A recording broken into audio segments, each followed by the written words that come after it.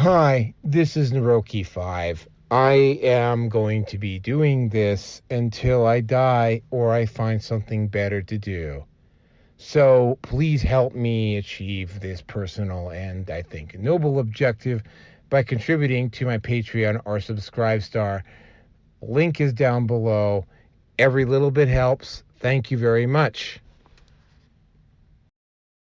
Hello, everybody. Welcome to the second part of, well, this was supposed to be in 416, and I decided to break it down into two different parts because this is the actual year in review.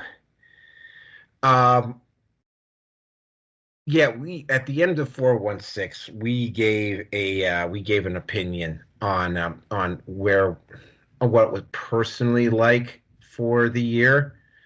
I don't know who that is because I can only see the bottom part. I can't see the head, Roger. That's what's her name? Squirrel Girl. Milana Wojcicki or however. Oh, Milena Van Traub, the first woman. Oh, yes, that's right. Squirrel Yeah, Girl.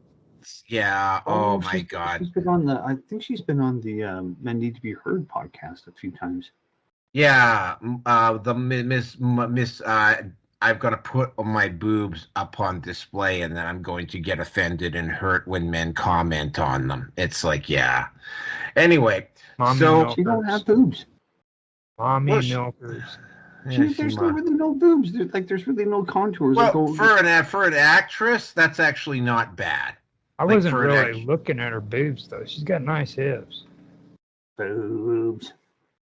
Well, I mean, I'm not going to say you're wrong there. You know, I'm into boobs too. Okay, so how far into the recording?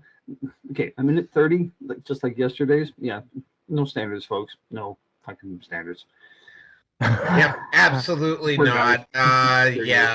Rearson quickly got here as quickly as possible. He recently bought himself a 2025 Jaguar 6969 in hot pink.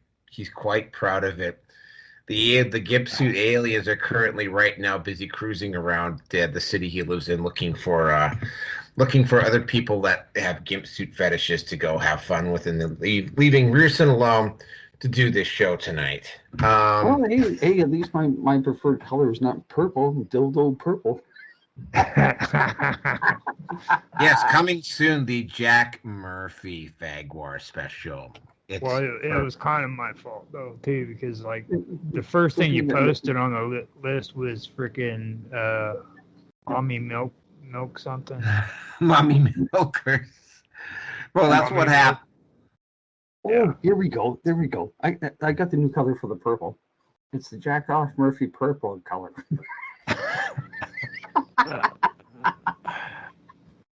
Oh my God! God, I'm terrible. We are off to a rip snorting start tonight. Okay, for those of you who don't know, anyway, I am the Roki 5, the guy who keeps making all the jokes about Jack Murphy. His name is Rearson. And Rearson, quickly introduce yourself. Oh, absolutely cordial tonight that I will be. Folks, this is the best it's going to get because I'm shooting for those standards tonight. We already established that, but I want to dig deeper. I want to go deeper and deeper. And on that note, I'm done for now, Roger. Yeah, I'm Roger Hansen. I'm not into gimp suits or gag. Lying liar. That would be Rearson, who's into the gimp suits and the gags. Says Naroki 5, of course. That's who says. Of course. That was just the easiest answer for me. I ain't gonna take the responsibility. What is that other set of? Oh, she's got big fucking arms. Who the hell is that? Yeah, that's the mommy milker. Good. Oh, good. Yeah, you can find me on YouTube and Rumble. Sometimes I'm on Odyssey. Sometimes I'm on Kick, I guess it is, but mostly it's Odyssey and Rumble. You can find me there on Wonderful World of Weirdness.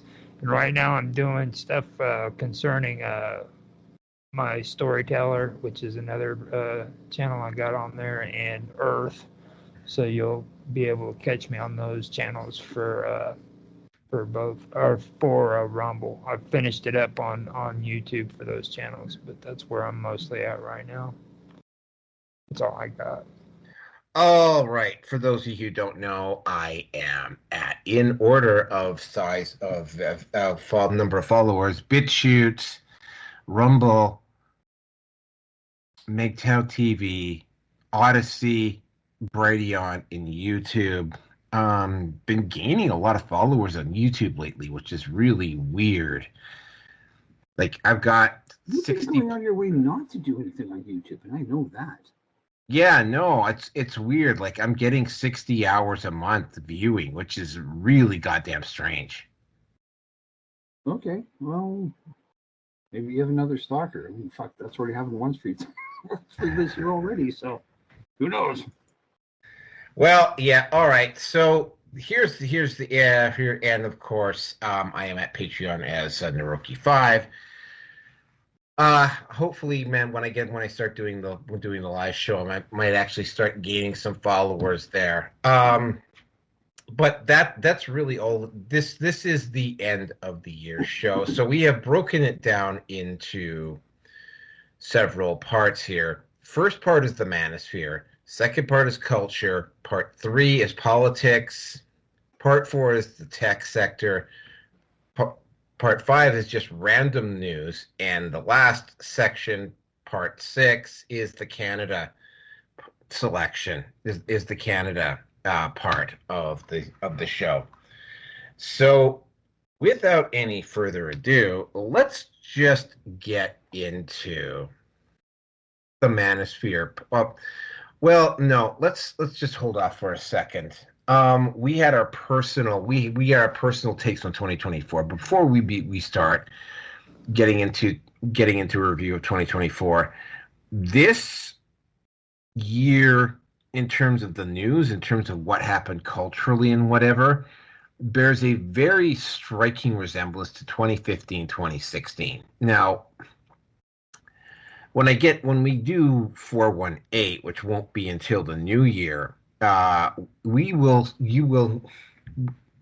of the things potentially going to see is kind of like almost like an Empire Strikes Back move by the opposition. The difference between then and now is that 2015, 2016, the woke still had domination over most of social media and over the general, like, print and television and radio and whatever media, and were able to dictate the narrative. This time around they won't, and it's going to make for a very different look in terms of what happens next year. But this year, I mean, I was just loving it. As I'm going through these,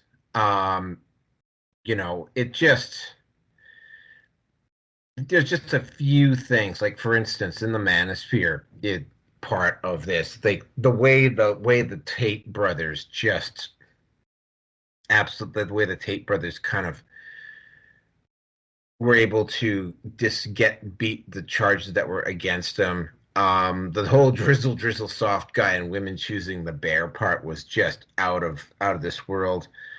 You're seeing a lot of and the last one, I think that was really the last two, Q and R, Crystal Magnum admitting that she lied about the Duke Lacrosse incident and the Madison shooter being a full-on misandry. You're going to start seeing a whole lot more of that. But I mean, yeah, that's what I saw this year. I saw a repeat of 2015 and 2016. You're probably going to see a bit of an Empire Strikes Back motif in 2024. But I'm going on, at least on this front, culturally and politically and whatever, it worked out. And by the way, Trump easily dominated this year in the news for the most part. And with it, I'm going to turn it over to Roger. So I've got to talk about the Manosphere first. Is that? Well, no, you're just I a mean, personal I person. can if you want to. Like Just no. I pulled up some good stuff here, and I want some feedback on it. Okay, well, hold on a second here. Just a personal opinion about the year 2024 culturally and politically and whatever before we get into the Manosphere stuff. Oh, okay, okay. So I have to talk about the boring stuff before I get into Raccoon Girl. So I get it. Now, with I think this year the weirdest thing about it really is the insane weather changes and stuff like that was going on. Like the politics and stuff is kind of like I almost expected it. Other than the whole thing with Donald Trump, I think that's one thing that's pretty interesting. It's and the whole situation that was involved in that, and just kind of how radical things have gotten it within the last. Well, it's been getting radical, but it's just getting really crazy now when it comes to these politics. We had two assassination attempts against somebody running for president. I thought that was kind of strange.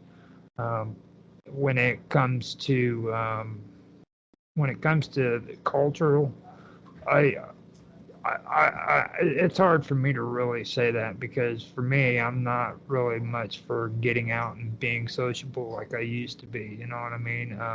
Now here on the internet, I'm able to get out here or on the internet and communicate with people, but like going out and hanging out with people, I really don't do that much anymore. You know, I'm getting older, kind of getting set in my ways and staying home a lot. But mostly with that, uh, I've got to say it's it's really about the changes between generations, like with the kids today, and how extreme things have gotten in that aspect. Like they're completely different than what they used to be when we were younger, or even the ones that are in their 30s now. You know. Um, I find that kind of interesting in itself. But yeah, I don't really get into that other than that. But I think I covered the politics thing. The thing that really stood out to me this year was the elections. I think that this is probably one of the most interesting. And then, of course, we had um, the former president die. And I thought that was actually kind of cool after I thought about it because he passed away after Christmas. So that's probably a blessing for him and his family that he was able to spend Christmas with them, you know. Because, I mean, I said it on the show the other night. Don't get me wrong. I mean, he wasn't really a great president, but I really didn't have any ill will towards Carter. And I can't say that about too many politicians. You know, there's a lot of them I could just call the dirtiest dogs on the face of the planet, but not when it comes to Carter. He was one of those guys that just made you feel good by just listening to him. You know what I mean? He was one of those guys that um, you actually listened to him and you wanted to like him. You know, so and I'm not a Democrat, just so you guys know. So for that, I'll pass the torch on to Steve. Well, actually, even Jimmy Garrison was respectful towards Carter. I should Mhm. point that out, which was really weird because Jimmy Garrison really does not like the Democrats very much at all. Yeah, Did you hear what Trump said? Trump was nope. even nice. Trump Yeah, he said something kind of on the lines of what we were talking about the other night about during the time period where he was president. He had to endure a lot. I mean, that was a pretty rough time for Americans, and you know he did the best he could. But he didn't say anything bad about him. That was weird. yeah, it was really weird. Rearson, you're up. Well, I was going to say, in terms of Carter, I think it goes back to, as I said, the fact with Bush Sr.'s funeral. Apparently, he had a wrinkled, at least a non-ironed out or steamed whatever, American flag over his coffin, and the wrinkled flag basically is comes down to it being a traitor. So take that however you will. I don't know the etiquette, presidential etiquette. But as I said, Carter did not get an envelope pop out of the schedule for the mass for Bush Senior. So with what Roger has said, I believe my speculation that I've heard is actually more accurate than not. Yeah, I'd do that. That's Milena. That's Milena Van Traub. Van Traub is younger. Who's that? That's Milena Van Traub. Okay, sure. Don't know. Boobs. Anyway, in terms of the year, this was a great year for humanity to begin to wake up. We talked about this before, which was Epstein, and as far as I'm concerned, he's again the cruise ships with Disney that went to Little St. James, a little bit more than fucking creepy. The questionable actors that I've seen that have been cast on various shows. I mean, we'll go into this one with Rob Reiner having made himself into a mental institute. I think that's just cover for a lot of really questionable shit. But I mean, as bad as 2024 is, 2025 I think is going to be even worse. I think that we're headed into a lot of upheaval, and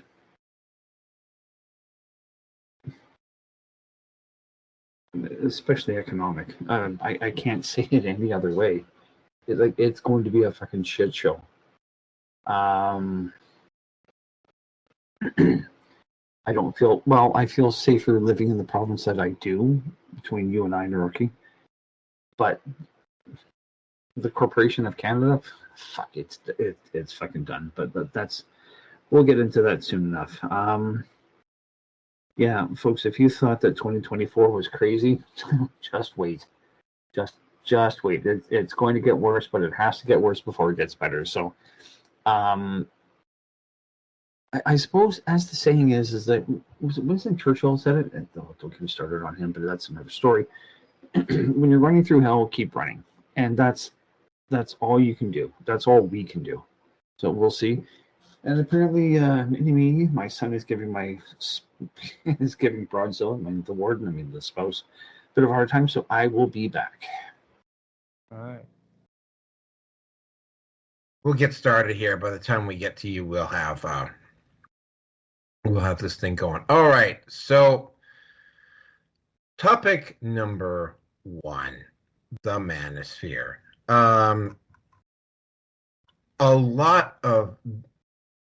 lot of stuff happened with the Manosphere this year. I'm going to stop.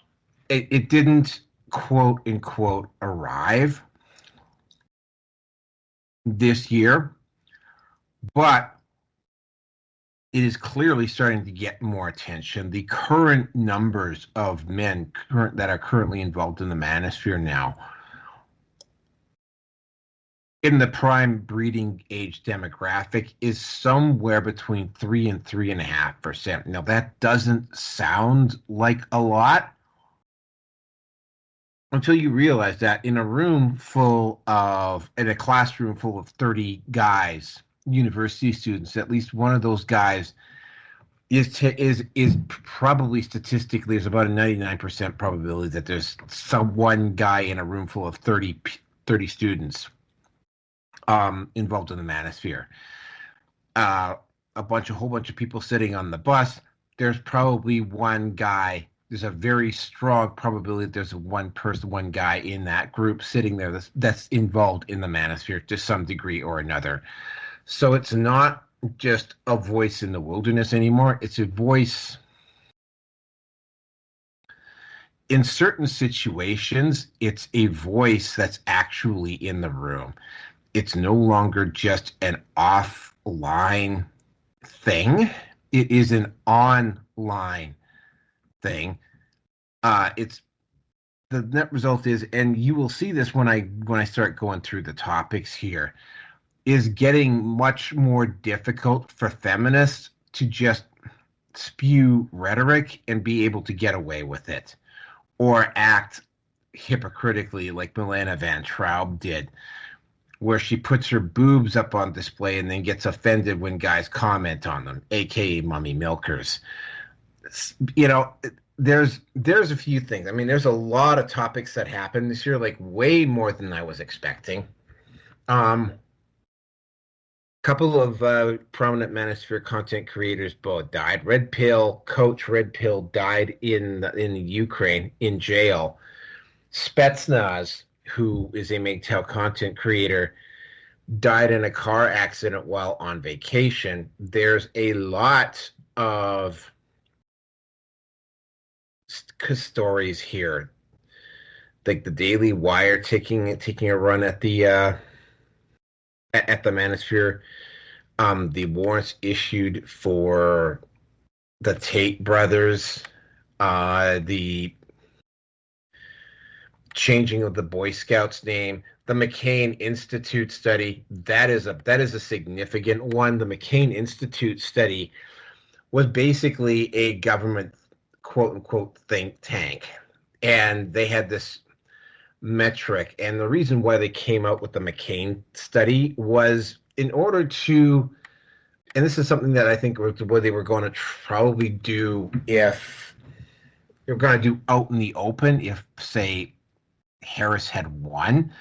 They're still probably going to clandestinely try to do it.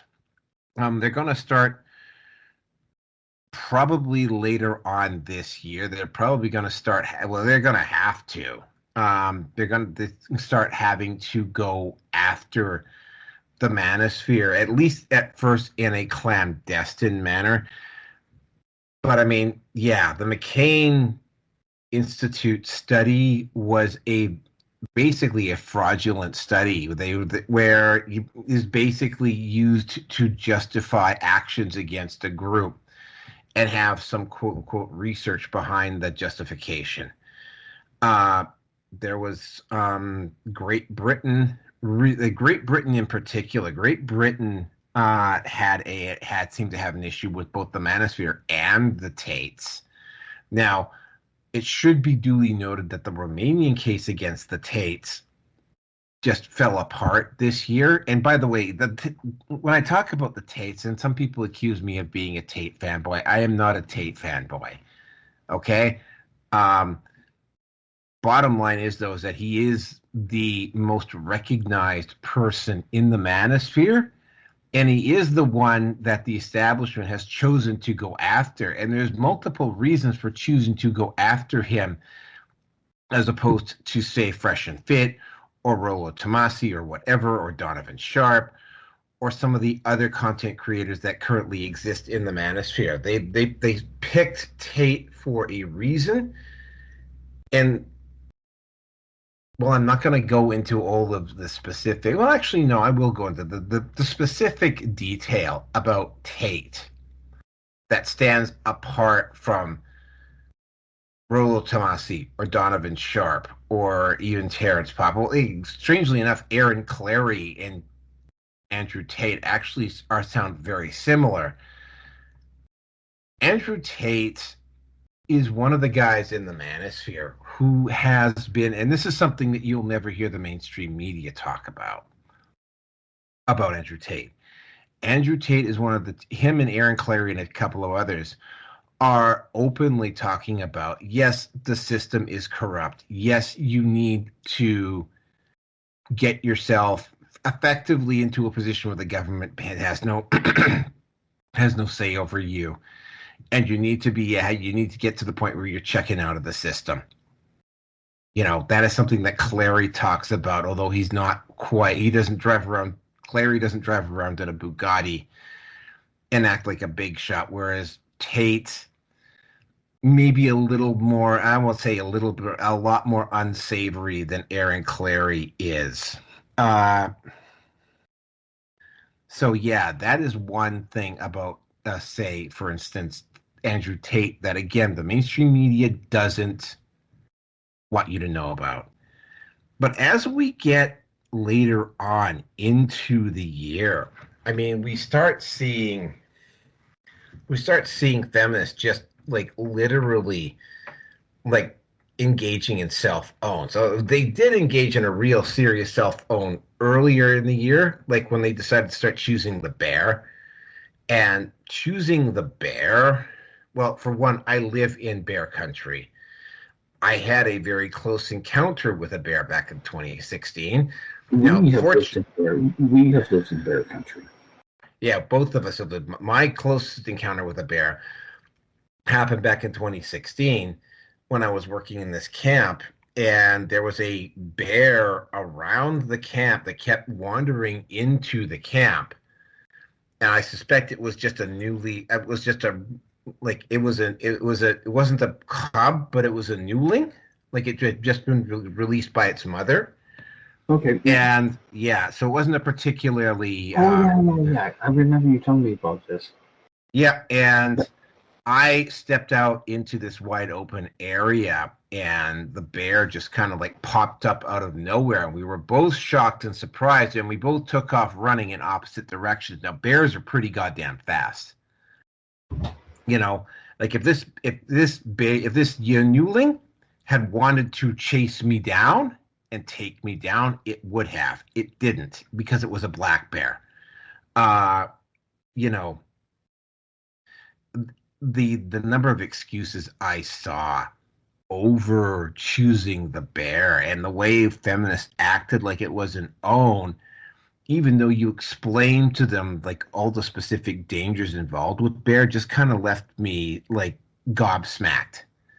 And I mean, they continue to act like it's an own, and it's like, you know, and then they get pissed off when people start looking at them and telling them how stupid they are, because they were being stupid. But when we get later on into the year, you know, we start getting into some really like just outright stupid things, like justifying why. Again, here's the porn part for Roger here. The Lily Phillips, like making excuses for Lily Phillips and that 100-person gangbang and blaming everybody but her. It's saying the guys. And by the way, the guys are at fault for participating in something like this, but Lily Phillips agreed to do this, and there was a lot of feminist sites that were bending over backwards trying to deflect accountability away from Lily Phillips for her decision. Now, again, right, I'm not planning on ever marrying a woman like Lily Phillips. I have actually done a video, 14 reasons why, 14 reasons and a bonus, why women with high body counts are bad for you. Lily Phillips, one thing you can say about the 100-person gangbang is that her body count is definitely over 100, and that has all sorts of repercussions to it, which I won't get into here. Then, of course, there was the deifying of Luigi Mangione. Luigi Mangione is an incel. He cannot have sex with women because of a physical injury that he acquired, which, by the way, is part of the reason why he shot that executive in the first place. So he's celibate, and it's involuntary, which means he's involuntarily celibate, which makes him an incel. And feminists deified this guy, even though they routinely come over to like Manosphere sites and throw around the word incel like it's like some type of an own. And of course, they're just completely ignorant about it. And the last topic this year, the Madison school shooting. Now, that, like I said, there was that Twitter account, RFH, Radfem Hitler, who posted up just. By the way, there's a number of them on Twitter. There's another one, Charlotte Proudman, who's just an app, and there's another one called Takedown MRIs. There's a whole bunch of them that are just like truly disgusting individuals. But the Madison school shooter and DDJ was of the opinion that this woman didn't act, or this girl didn't act alone. I think he may have a point. But the Madison school shooter effectively did this because she wanted to see males eliminated. That was her reason for doing it. And the last thing I'm going to mention about this year is the Duke Lacrosse incident, which was the stage 2 event in the Manosphere. It was after Duke Lacrosse that you saw the birth of MGTOW. It was when Father's Rights started taking off. It was when the Red Pill started gaining traction. All of that stuff can be directly tied into the Duke Lacrosse incident. And Crystal Magnum admitted that she had lied about the false. She basically had admitted to being a false accuser. Overall this year, and by the way, I didn't cover everything. I mean, yeah, we'll just point out that Drizzle Soft guy was funny as hell. It was a, you know, like, what can I say about feminism? They're the gift that just keeps giving. I suspect that the Manosphere site is going to be even larger next year as it just continues to grow. But I mean, yeah, it was a very good year for the Manosphere. The numbers continue to go up, and it's at the point now where even if you wanted to throw all of the adherents to the Manosphere in jail, it was like you'd still have a viable Manosphere out there because there's just too many people who are in the know now. And it's going to get even larger next year. And with that, I'm going to turn it over to Roger. Oh, yeah, I was in chat messing around with Steve. We were talking about the bear thing, dude. I forgot all about the bear shit. Every time you get caught up in that bear thing, I think you get pissed off more because of the bear than the fact that these women said it. You know, I love it.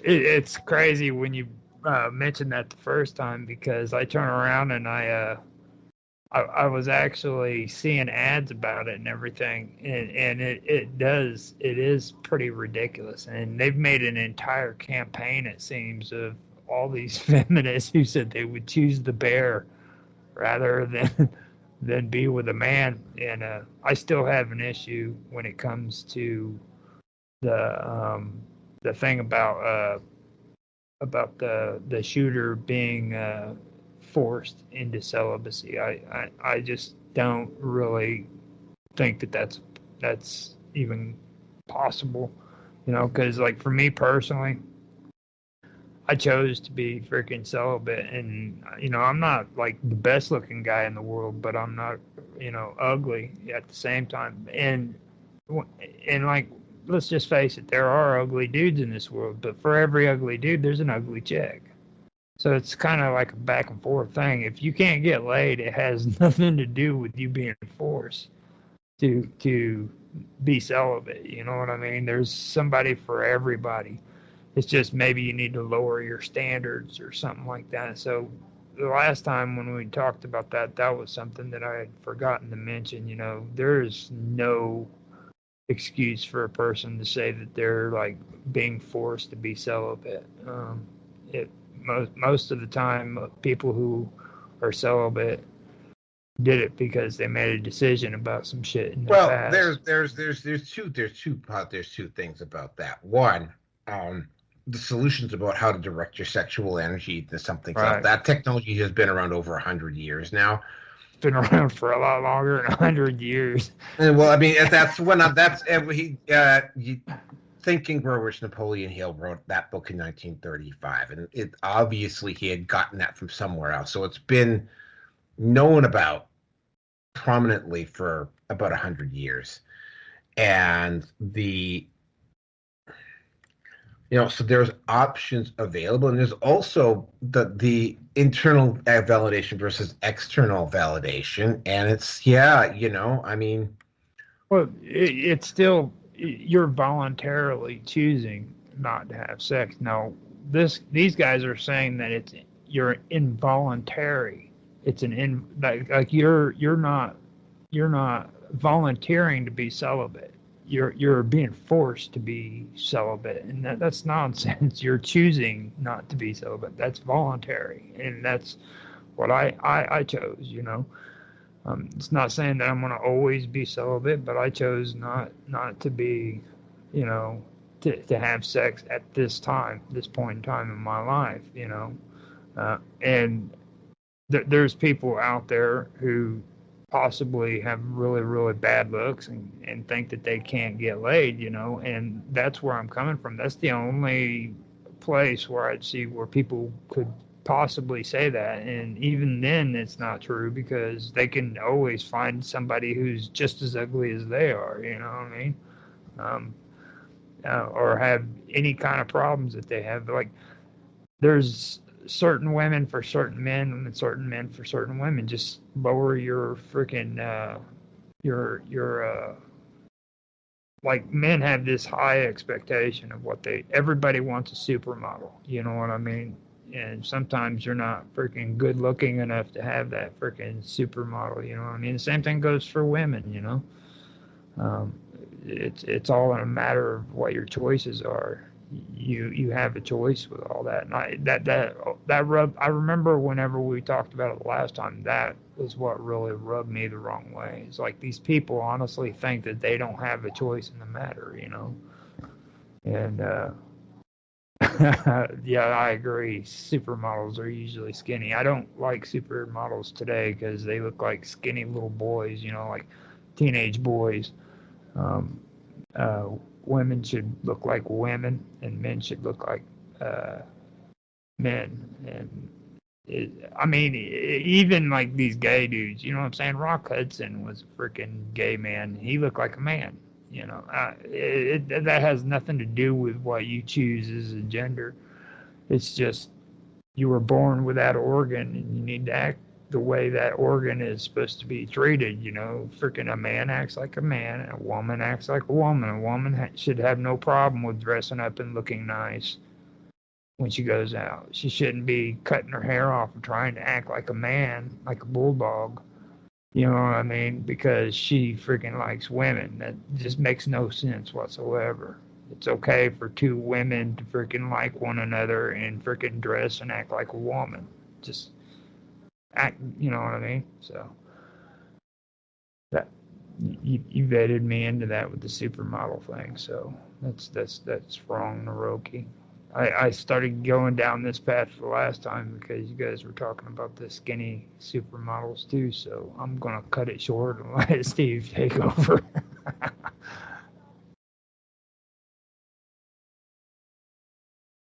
All right. I'm actually going to be able to pinpoint the last time that I actually was close in proximity to a bear. And give me a minute here. I have it. Oh, mother fucking, god damn it. Basically, the last time that Naroki and I were in Banff, and we walked up to the Banff Springs Hotel, and we started to walk back. And I showed him where my ex had stayed, was living in Stathacom, and it was a nice house. That's when I jumped her in the in the kitchen. First time I'm actually being kinky for once. But when you go up the hill with what used to be Smitty's at the time, if I remember right. Yeah, Smitty's. That's where Smitty's was. Now it's a Silver Dragon. I'm gonna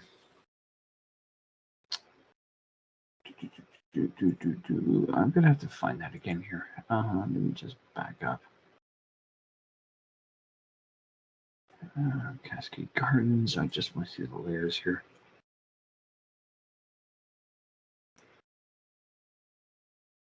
So when you look at Banff, Alberta, and you go to the Rimrock, and that's where Neurokinetic both used to work. You walk down the path, or you walk down the road, and that's that first real big turn to that big bend. There's a clearing there, and I saw basically, I would say it was probably, shall we say, a teenage bear. And I'm walking down. I'm keeping an eye on the bear because it's there.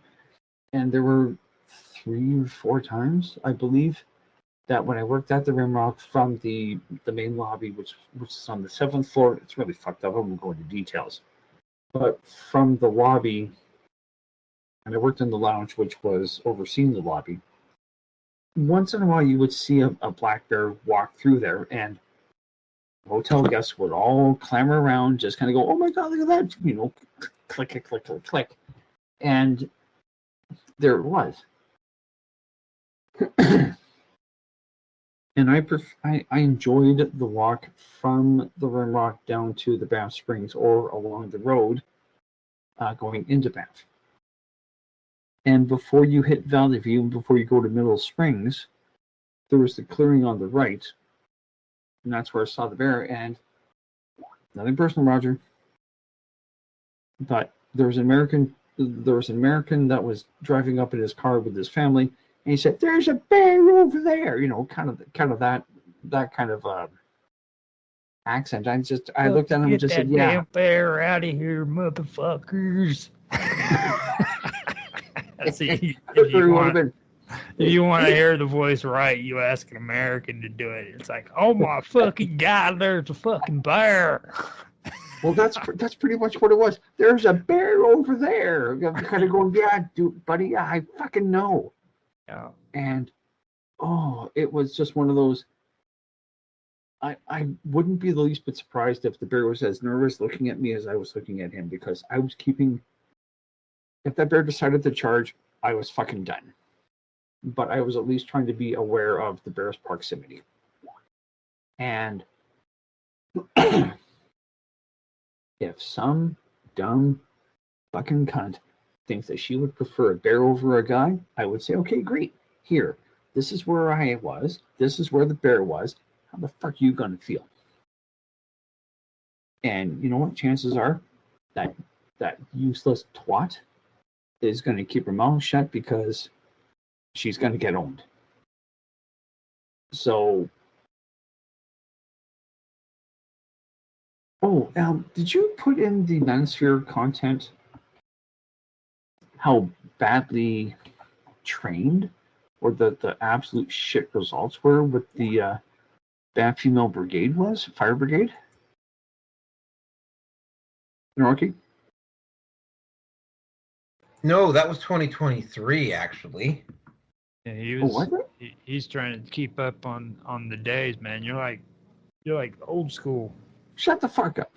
You're just like an old man, dude. He's talking about 2024, man. What's up with you? You haven't seen how much fucking white hair I have. Yeah, I have. You actually showed yourself on camera. Got to see it. Remember? See, no, not really. You're losing your memory already. You forgot that you What'd got you say? on camera. What was that? Yes. What was that? But yeah, I mean, Hi, Mark. I won't say that they almost burned the town down, but if the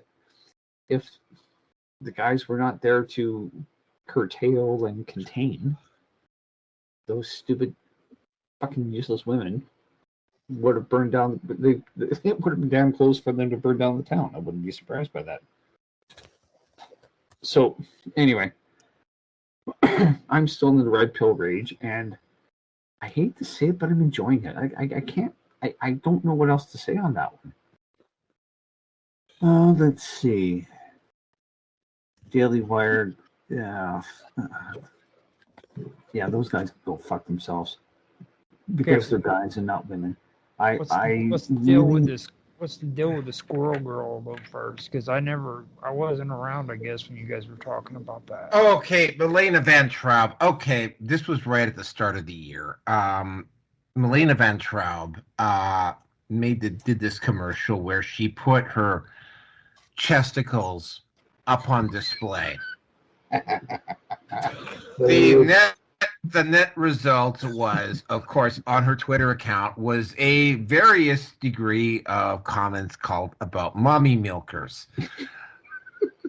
The Milena Van Traub went on Instagram and started crying about it. I know you're just joking, but it hurts. And of course, everybody started digging through her because she's an actress. Started digging through her profile and noticed that there's a lot of she doesn't go full frontal nudity, but there's a lot of cleavage shots, and it's like, excuse me, Milena, you don't get to post up your boobs for everyone to see on screen and then get offended when heterosexual men start commenting on them.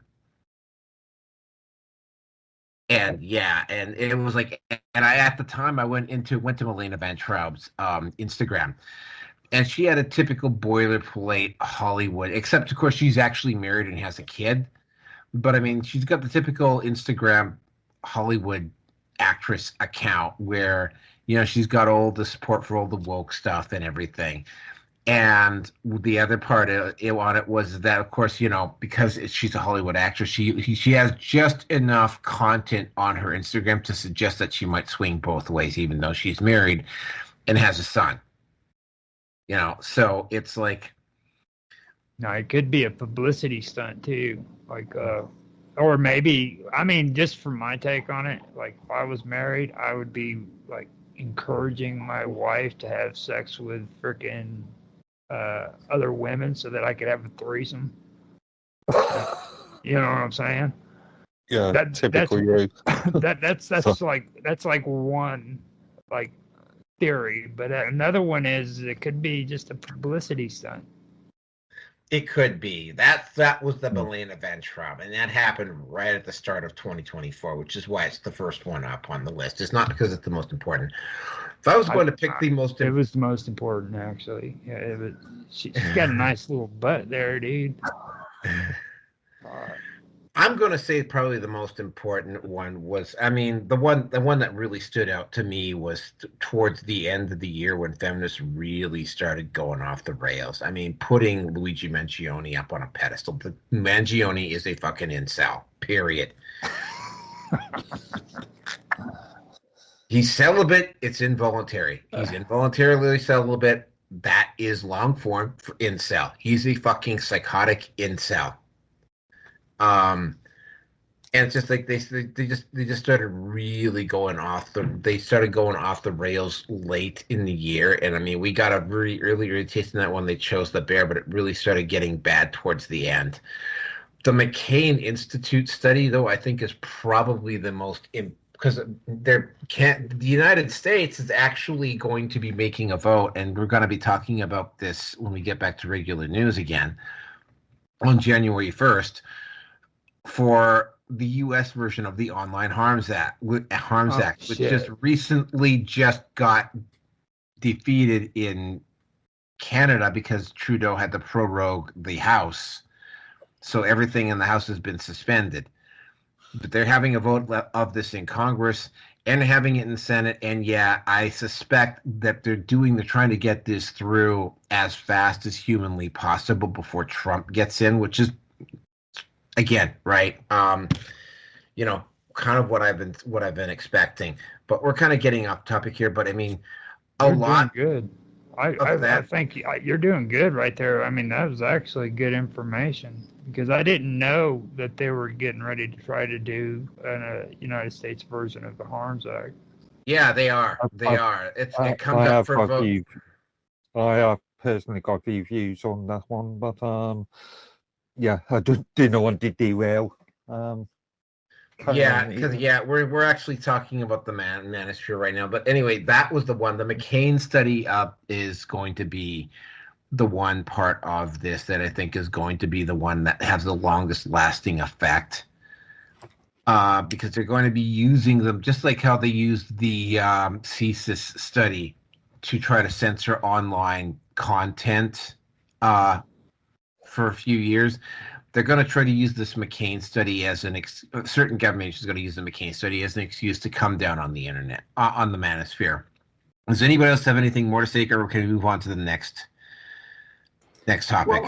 Well, I was going to say in terms of the McCain Institute study, was of all of the people. Well, I guess it just depends on what your perspective is going to be. But between Aaron Cleary and Cleary, and I know you don't like Miroki, and we're going to agree to disagree. So I enjoy his empirical, conservative viewpoint on the whole thing, on what he speaks about.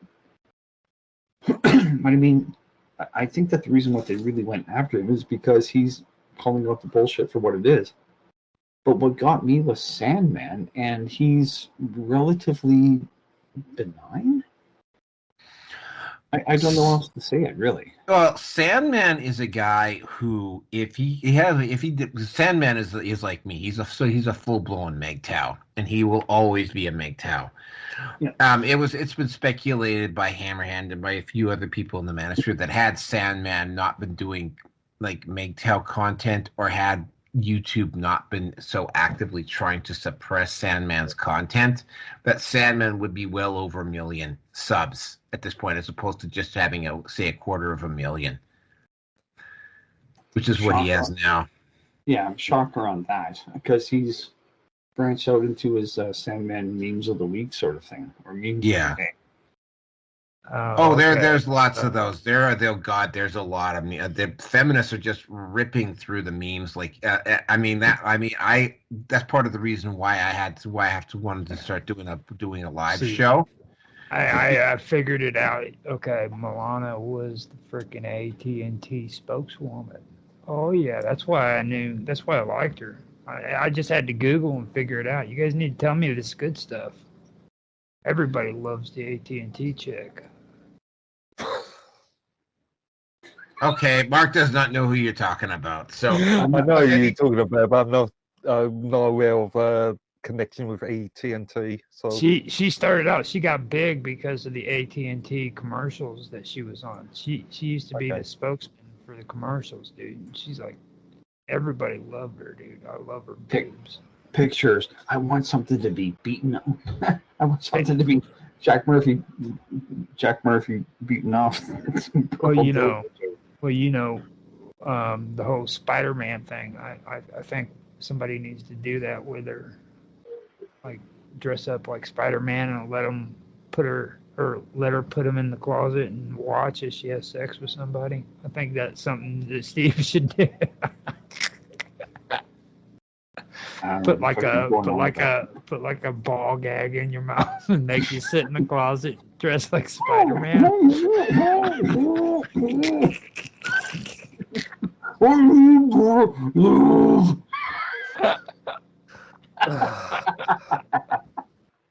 Okay. Go standards. Poor Naroki. Mark's reaction as well. That's what I was shooting for. Can we move on to the next topic here at any point? Yeah, we better before you start like. I gotta clean up. I'll be back. Get clean up. Okay, I'm done. Okay, yeah, that only took almost an hour, so. All right, so yeah, we'll get into topic number 2 here. This one's also fairly significant in a lot of ways, because I mean, a lot of stuff just kind of happened right at the close around culture. Hold on a second here. Let me put the timestamp in here. Okay, so the stuff that happened in this is just, I mean, we're going to start out with the fact that Star Wars came out. Star Wars decided to go woke, and then as the year went on, Star Wars in Disney kind of backed the fuck away from most of their woke stuff, except of course with Lucasfilm, because Kathleen Kennedy just literally cannot help herself. Jackalite? Sorry. Yeah. Well, I mean, oh, yeah, good God, the acolyte. But of course, there's also the Disney transgender stormtrooper, the Zebra Kids that was exposed by OMG. Then of course there was acolyte. There was they're canceling multiple series, getting caught using bots to promote their content because they were just getting absolutely like blown out of the water. And of course, hiring a hardcore feminist for their new movie, only to not have it go over particularly well and having to remove her. I mean, we could literally do an entire series in fact, we did this year have an entire episode just on Disney. Now, there's also some other stuff that happened. Start of the year, well, first of all, we had a whole bunch of woke series being canceled. The absolute spurging out of Tatiana Maslov, the actress who played She-Hulk, and the way she just kept, I mean, I'm not going to say she was as bad as Rachel Zegler. Like, Rachel Zegler was the gift that just kept fucking giving this year. But I mean, Tatiana Maslov was a very solid second. She got seriously butthurt because She-Hulk got canceled. And of course, she also got really massively hurt because Ryan Reynolds removed her and her scene with Brie Larson from the Wolverine Deadpool movie, which I thought was actually a very smart decision on the part of Ryan Reynolds to do that. Oh, yes. There's also the Amandla, and taking third place in this is Amandla Stenberg and her. Oh, God. I mean, in terms of cringe events, that diss video was the top. Unfortunately, Zegler and Tatiana Maslov just beat her up because they were able to do more cringe stuff. But that diss video for the acolyte was just, I mean, Disney was already attempting to do damage control, and then Amandla Stenberg does this, and like literally YouTube has to go and run block for Disney because it was so bad. Of course, you can see said video up at Rumble, Odyssey, BitChute, whatever. So I mean, it has, again, this is what I'm talking about when I talk about the alternate media, right? Like, they don't control the narrative anymore. So you wanted to see it, you could go see it. Some of the other things that happened, though, and it wasn't just Disney. I mean, we're going to be doing a full episode on this guy because he's just one little footnote here. P. Diddy being arrested.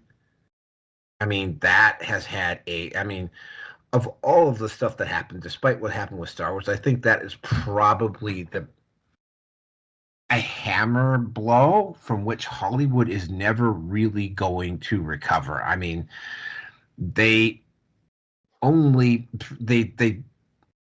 never really got over what Harvey Weinstein did, and then there was COVID, then they took the hits on that, then there was the strikes, and now it's like everybody's under the gun again because of what happened with P. Diddy. And it's like, and of course, let's not also forget all of the celebrities that just like literally lost their shit when Trump won the election. Like that has to be that has to be particularly special. Here's a very interesting one, though, and this is one that I suspect was going to take up more space next year, and that is Games Workshop. Mark Edworthy probably knows about Games Workshop. Yeah. Bringing Henry Cavill in to do, and yes, they are going to try and shoot live action on Warhammer. So they are going to have a budget with Warhammer, probably in the hundreds of millions of dollars. Well, I mean, just think about it, right? I don't know. Is there anybody here that's really familiar with Warhammer at all? I've been following the lore, the background, Nope. and the politics for some time, but through other YouTube channels like Arch Warhammer and Yeah. various other people, but I've never actually played the game. Okay, I've never Or played the played game the either. desktop. Well, I Yeah. mean, the goddamn the miniatures are fucking expensive, and I've only got time for one expensive hobby, and this is it, the podcast, which is not really going to be moving that into something hopefully that's a little bit more lucrative in the next year or two. The whole thing with this is that they tried to bring in the female custodies right after Amazon bought the rights, and it was obvious, it was pretty freaking obvious that it was Amazon that was putting pressure on them. Now, as it was later revealed, their concern was, well, is there going to be any female characters in Warhammer? And it's like, well, we have female characters, the Adeptus Sororitas, but they didn't like the Adeptus Sororitas because, apparently these people were completely clueless about about the fact that there are no really good guys in in Warhammer 40K. But I mean, they didn't like the Adeptus Sororitas because they were too religious. And to give you an idea of how absolutely stupid executives are about speaking rules and what qualifies as a speaking role on a union set, sign language and that sort of thing is considered a speaking role, but they didn't want the Sisters of Silence because they didn't speak, even though sign language is considered use of sign language is considered a speaking part. This is also the same sort of thing that the Black Company is running into as well. So much for inclusivity. Yeah, yeah. So a huge battle has started up, and of course you have all of the people from the people from the woke hammer side are making a lot of noise. And this is the same thing that happened with Gamergate, which we will get into when we get to the tech part. The whole thing with this is everybody knows now that the woke hammer crowd is not the majority, and they can scream as loudly as they want. They're not going to have it. And Henry Cavill has made it very, very clear that if they and you realistically, you can't not wokeify Warhammer. Like, you just cannot do it. If you try to wokeify Warhammer, nobody will go see it, and it's like, and Amazon has to take a look at this, and it's like, just for instance, there's 18 Primarchs, right? Each one of those suits is going to probably cost tens of thousands of dollars if they're going to shoot. Actually, even if they do CGI, just the Primarchs in the Emperor suit, each one of those suits is going to run at tens of thousands of dollars to make if they want to do a really good job on it. Then, of course, you actually got the Space Marines proper and the Adeptus Sororitas and the Custodes and whatever, and you have to make at least, a half dozen suits for each of those people as well. And you could CGI the rest in, but I mean, just the suits of armor are probably going to run you over $1 million, and that doesn't include all of the weapons and all of the CGI. And so, yeah, you're looking at, to do a proper Warhammer live action show, you're probably looking at an investment of anywhere between 300 and 500 million. Yeah. And if you try to wokeify that, especially with Warhammer, nobody is going to go see the show. So they cannot afford to do that. And apparently what has happened is that there is a actual civil war brewing inside Games Workshop because they've realized that it's like, yeah, no, you cannot do a woke, yeah, you cannot do a woke camera series. If you do a woke camera series, no one will go see it, and it'll be decades before someone else gives it a try, which is exactly what happened last year with Dungeons and Dragons. We were talking about that yesterday. So there's that, and that's going to continue on. It's probably going to get more play next year, but I mean, and we're going to be doing a special on this guy at some point. The P. Diddy arrest and how many celebrities are caught up in that, and how many celebrities knew what was going on and didn't say anything is actually, I would put a case forward that P. Diddy's arrest is probably even more devastating than Harvey Weinstein's arrest. And the fallout from that one is just continuing to get worse and worse.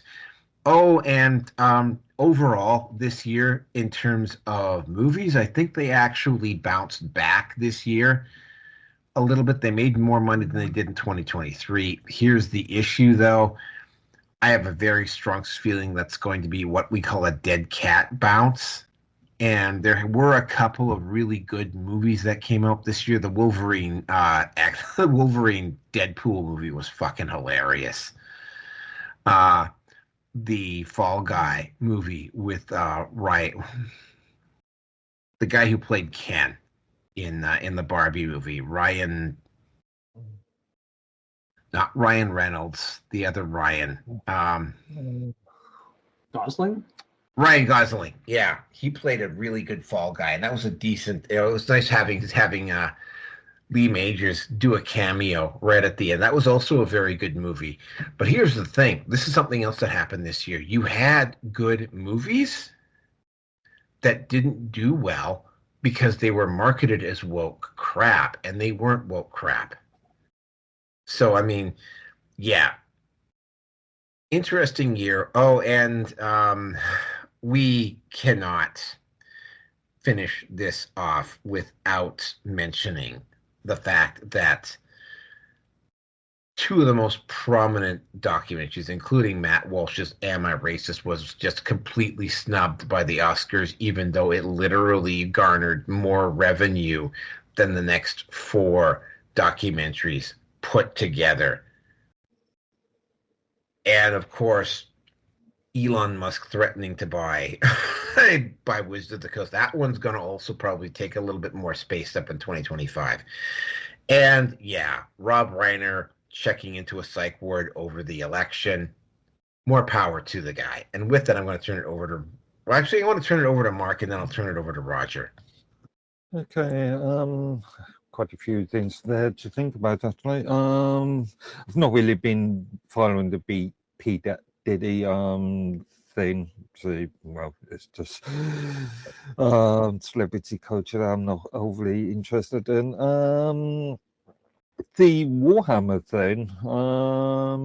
Well, there's been an issue brewing in the who's the creators of Warhammer again? I can't remember. Games Workshop. Games Workshop, of course. Yeah, there's been a argument in Games Workshop for the last 4, 5, 6 years now in relation to being inclusive, unless you disagree with them. As I mentioned, what was it? Warhammer, the YouTube commentator earlier, and he was bitten on in backside in relation to this. And Warhammer. Yeah, he was extremely now critical of the. Yeah. I don't know. As far as Games Workshop's concerned, I got to question how much money they're going to invest into the project. And because they are a British company, and considering what's happening in the UK at this present moment in relation to so-called left-wing movement, progressive movement, it's going to be an interesting time for them. And I know that they have been losing money on various projects anyway, but we will see. I don't know. There's a lot of this related to sort of cultural things and celebrity culture things and various things I'm not really overly, or I've not been overly following, to be fair. Okay, well, we can move it over to Roger. Roger, you're up. I think he's still making coffee or something. I don't think he's back yet, so I'll jump in on this one. In terms of the whole Warhammer 40K, again, I never got into it. I've always been a D&D and Star Wars player, and I want to be a GM for a 10-part campaign. It starts 6 months after Order 66, and it's already an established campaign and whatever else, but I still want to do it. And credit to him for recommending it, but he presented the idea, and I just went, no. My issue with 40K, well, just Warhammer overall, it's just as to how dark the overall game environment is. And if you're into it, you're into it. I'm not going to be, kicking shit up, and I'm not going to be screaming at your face like a fucking vegan.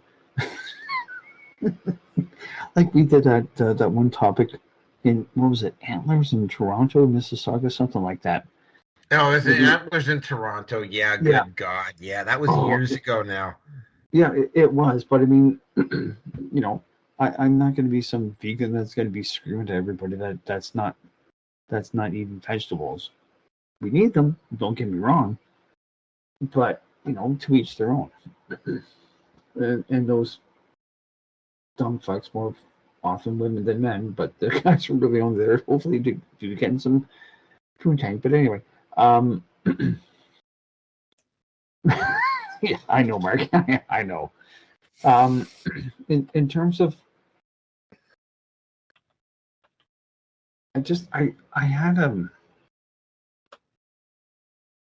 bit of a moment of remembering apparently who Jeff Bezos is related to, and apparently he has an uncle that was fourth from the top within DARPA, and that's why the Amazon came into existence. I don't know. So, I mean, much like what seems to be that Google is very much a big brother corporation to try to steer the masses into a certain direction. And, let's reminisce, shall we say, on what the hell is going on. Roger, I got a drink for you. Yeah, the old hearts and minds sort of thing, yeah. Hey, Roger, I got a beer for you, but, you're just too far away. Anyway, if Google is part of the deep state, then I'm sorry, but Amazon also is as well. I mean, if we look at the companies that have benefited from the scamdemic, Amazon was the biggest one that gained in market share, prominence, and profit. And I know, I can't prove it, but my gut is constantly telling me that Amazon's part of the problem, they're not part of the solution. And if that's the case, we're trying to wokeify Lord of the Rings and Amazon, and The Witcher, and fucking whatever else they have their fingers in, or tendrils, or dildos, or whatever. I don't know. To me, it's really not that much of a surprise. So, not that I'm going to be buying an Amazon Prime membership. I'm not speaking for Bradzel. I mean my wife, spouse, whatever. But she's more into it. So, let the chips fall where they will. And if they think that they can bulldoze their way through forcing Warhammer 40k, which is, let's be realistic about Warhammer 40. Well, Warhammer, it doesn't matter if it's 40k or not. Games Workshop's consistent, good content. I don't play it, but it is a very. I really can only equate it somewhere between something between in terms of D&D between Ravenloft and Dark Sun.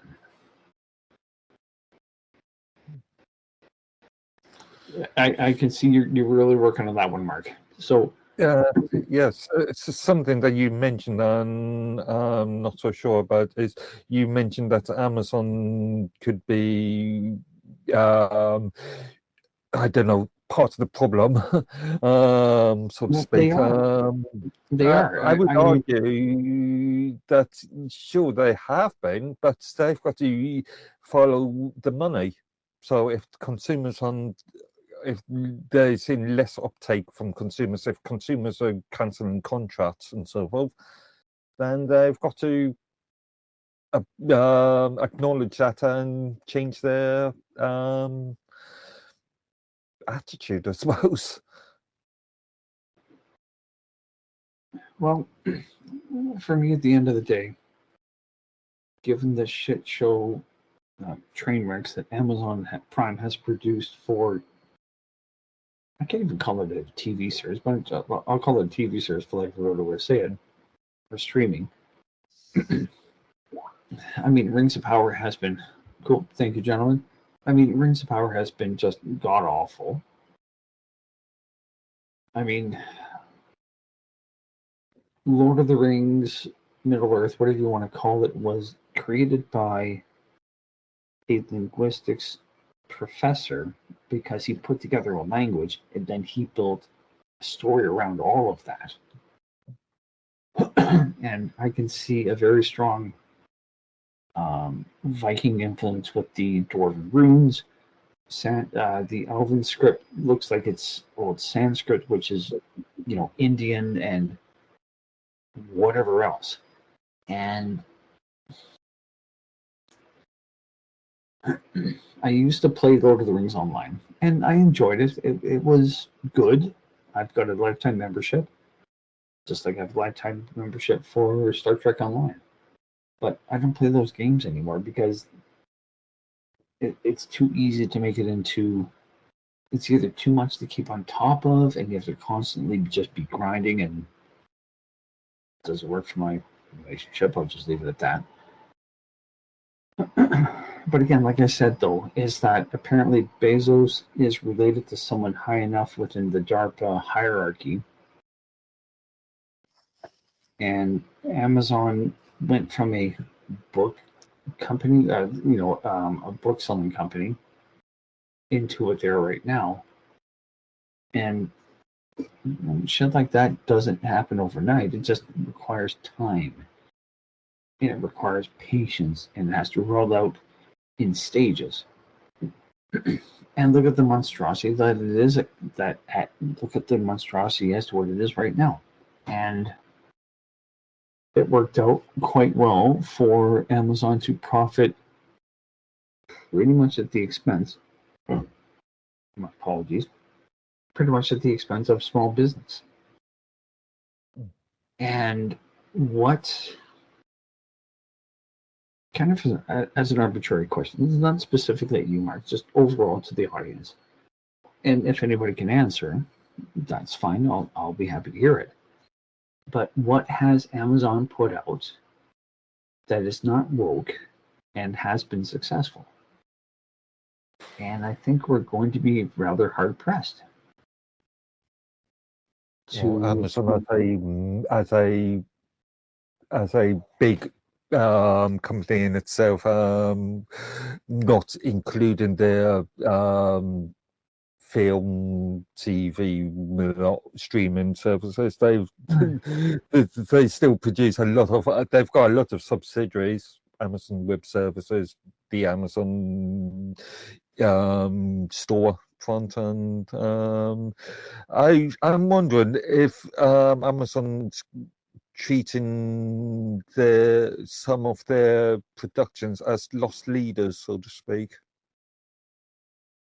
You know, as in just. I was going to say to make it's sort of, I don't know. It's the old thing about all press, all news is good news, or all press is press, even when it's bad press, sort of thing. So at least we are talking about them, and that's what they were interested in. We are talking about them, therefore people will be intrigued to know what they're doing. Therefore, they register with their various services, and then yeah. The thing that gets me about this whole Amazon thing is why the hell do they have so much influence and clout now? You know, it's like they started out as a company that delivers products to you, and now They all were of a selling sudden, books. well, I mean, yeah, Yeah. you know, I mean, and now all of a sudden they're making big decisions and stuff. And you also mentioned DARPA. Mm-hmm. Okay, now the thing of it is I've been going over this with Mark on my gaming show about DARPA and ARPA and the creation of video games in the internet. Okay, so you need to understand that this has all been intertwined together since the beginning. Mm-hmm. Like before we had HTTP and all this cool stuff that you overlook on the internet. A very slow rollout, basically, is what it boils down to. You know, they had what they called ARPA. And DARPA has constantly changed their name, or not constantly, but a few times changed their names from ARPA to DARPA and then back. You know what I mean? And that's always been their game from the get go. They've been doing stuff with ping pong, like back when we were little kids and we used to play pong. That was actually started out because of DARPA, and they had internet games where they would send them out to universities and let college students play ping pong. And the reason why they were for hours on end, just to see what the social engineering and conditioning would be. You know, and they wanted to see their reaction times and stuff like that. You know, so you got to realize, man, this goes all the way back to that time period, and they're all At least. all. So something I have to check on just now. Amazon Web Service has been around since 2006, so they've been a host and stroke cloud storage provider since that time. And yeah. Pretty interesting that you brought that up, because we had just literally gone over that in our show together. It's really amazing how freaking things kind of connect if you just talk about it. I was glad you mentioned DARPA, because nobody wants to hear that. Nobody wants to hear that. Especially gamers, they don't want to hear that that DARPA was involved with creating what they play for recreation now. You know what I mean? Well, it's partially done, but it was mainly related to universities and Berkeley and MIT. Yeah, in Magnavox. Oh, let's not forget Magnavox. Everybody that was involved in Magnavox and Atari, the majority of them were members of DARPA and actually worked on secret projects. Hang on, isn't Atari's British, isn't it? It's they were Alan Sugar. They were actually affiliated with an English subsidiary. If I remember rightly, Sir Alan Sugar wanted to create extremely cheap technology for the so-called masses, and that's how he started in his career. Yep. So back to you, Steve. Yeah, we're kind of drifting off the topic here. So yeah, Steve, let's I'm done for now. You you have Boo. you have nothing else to say. There's some good stuff on that second part, dude. Okay, let me go back into that. Manosphere culture. Okay, Right. well, okay. So again, I mean, with Diddy being arrested, not Weinstein, Epstein and Maxwell they were pretty much right at the top. They were connected with Prince Andrew, probably Jimmy. I can't remember that fucker's name. Savile. He was British, and Yeah, it's Savile. Savile.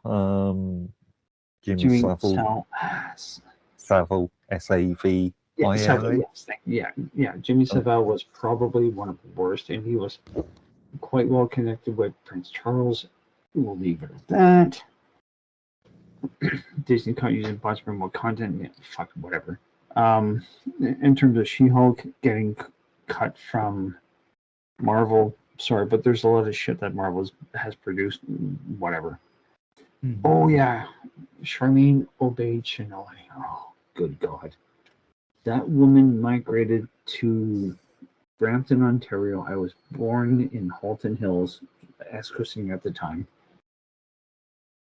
And I enjoy making men uncomfortable. Well, bitch, just fuck off. Let's not forget that woman was a guest speaker for the World Economic Forum. I mean, how much more woke can you get? I don't know, don't care, don't give a shit. Romeo and Juliet. Good God. I've been with a woman from Kenya. She had curves and she had bigger curves. V wouldn't have a problem boning her. But Lizzo or that woman's just beyond disgusting. Tom, good luck if you're going to be doing it. Yeah, and V would be simping the fuck out for Lizzo right now, and we'd all be chastising him for doing it. As he should be. As he should be. Will Cameron, Henry Cavill, blah, blah, blah. The ejaculate. $23 million worth of therapy for Leslie Headland's issue with her twin sister. What? I'm sorry, but that's money laundering. That really Okay. is. All right, Doctor Who, Doctor Who, fuck, whatever. Amanda Stenberg. Well, the only thing Amanda Stenberg has that's somewhat reputable is that she's half Viking, shall we say. I'll leave it at that. Zegler's an idiot. I'll just leave it at that. James O'Keefe, okay, whatever. Joker, didn't give a shit. Disney transgender clone trooper, oh, fuck off. Just fuck right off. This is the coast goes full woke. Shocker, but not shocked. Rob Reiner. Okay, well, those who scream the loudest have the most to lose. And people like Rob Reiner, I'm going to call it out for what it is. This is my prediction. My expectation is that Rob Reiner is going to be called out for being a pedophile. I'm going to say it. If he's not, I retract it. But time will tell, just like, Kevin Spacey. And on that note, I'm done. Okay, it's not that I wanted. Sorry, Rierson, I didn't. It's like you just. I mean, I said you don't have to comment on every single point. I'm gonna run through it if we have to. I'll be happy to run through them. Okay. But anyway, let's get into the politics section of this, and this is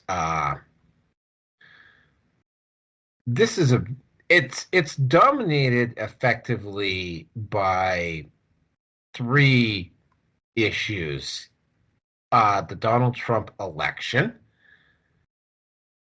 the lawfare used against Donald Trump, and his winning, And then, of course, we also have the absolute batshit insane stuff that Trudeau has. I mean, I said that Trudeau was going to last through the entirety of 2024.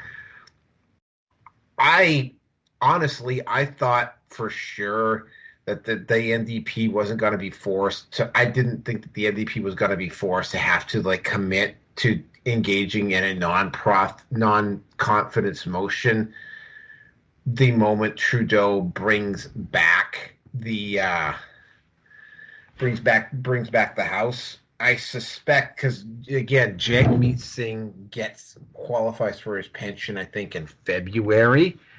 So that will probably be. They're going to try to find a way to drag it out.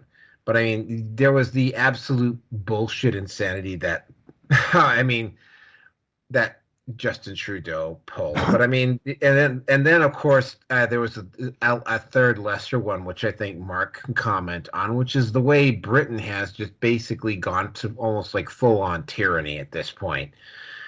But I mean, going to Donald Trump, I mean, first we had Nikki Haley, who was very, very clearly a deep state plant to try to take votes away from Donald Trump, which didn't work. You had the lawfare. And Benny Thompson, what a despicable fucking human being. I mean, that bill he proposed in the House would have basically opened the door, had they been able to get Trump in jail, for someone to have had basically carte blanche to go and kill him. Then, of course, there was when I actually looked at this and I posted them in order, suddenly it doesn't seem like such a coincidence. Trump defeated Biden in that debate.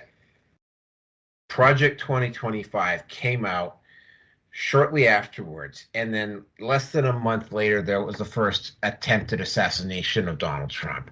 Like, all of that stuff happened after the Biden debate, which kind of suggests to me that they kind of knew that their goose was cooked, and they tried to get Kamala Harris. They tried to give Kamala Harris they pumped her up. They pumped up her tires as much as they could, except, of course, that Kamala Harris she's just not likable. And then getting that idiot Tim Walz in to be her running mate was just like, oh man, that was just a thing of beauty.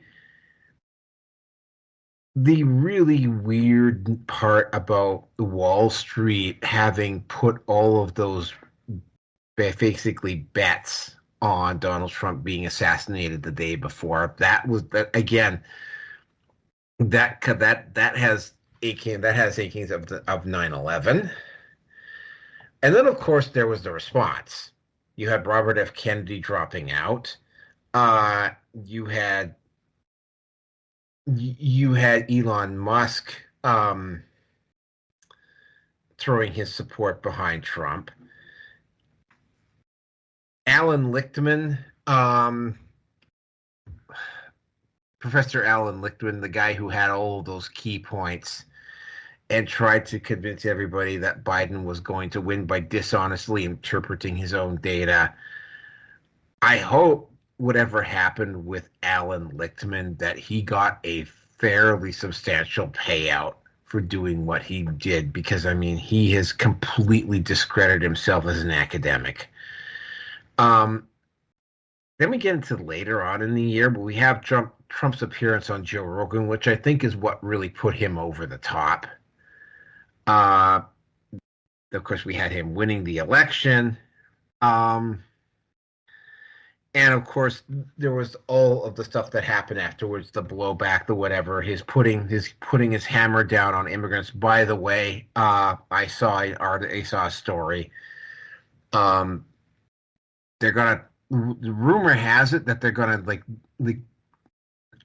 probably within about a week of Donald Trump being sworn in, they're gonna swoop down on Aurora and they're gonna perp walk those guys. And if they try to flee into Denver, I have to mention that the Denver mayor or anybody who attempts to interfere in what they're doing is going to find themselves getting thrown in jail. And then, of course, we have these last two events, and I mean, Joe Biden has been issuing pardons left, right, and center, but the one he issued to his son for crimes going all the way back to 2014, I don't know the specifics. Maybe one of you does. Very, very strange. Like, Joe Biden is issuing pardons at a rate that made Trump look sedate in concern. Now, with Trudeau, Trudeau just was stupid. And, unfortunately, when it came to politics, because it was an election year, and I have a specific Canada section in here, we're going to just specifically talk about the United States. But I mean, among the other things that happened was the way the British government seems to be reverting to almost full-blown tyranny. I'm going to stop just short of saying that the right guy won the election this year. I'm glad that Trump won. Trump has to come out the gate running. I definitely want to see him. The people who engaged in all those malicious prosecutions around J6, those individuals need to be. Those are also individuals that need to be perp walked. And just a couple of other things. I mean, the hurricane in North Carolina and FEMA talking about wokeness and relief in terms of DEI was just absolutely disgusting. To think that, a house that is destroyed in a hurricane that was owned by a white person is no less destructive than a black person having his house destroyed. It's like, wow, that one had to be done. And I mean, getting back to Aurora, Colorado, if the mayor of Denver tries to oppose what they're going to do in Aurora in January, he's going to find himself in a lot of trouble. And that's going to be that crackdown in Aurora, assuming it happens, is going to be the acid test to see how the Democrats do things. And with that, I am going to turn it over to Mark, who probably doesn't know that much about U.S. politics, but go ahead, Mark. I've got quite a bit. I've been following U.S. politics for some time now. I'm finding it amusing. We've just had the Trump elections with Trump coming into power. Canada political situation is all over the place at the moment. Germany's political situation, they say, in dire straits. France's, and the UK, unlike all these other countries, have turned to a sort of left-leaning, extremely progressive, extremely totalitarian sort of situation, whereas all these other countries are moving much more to, conservative, much more to the right of the political spectrum. And from what I've been hearing recently, the UK is just going to get worse. In the last day or so, there's a bill that's just been, there's been suggestions of a bill being created in relation to bringing in more diversity and inclusion DEI ideas into schools. Which is going to be somewhat interesting, but at the moment there's nothing I've not seen any actual documentation on this, but I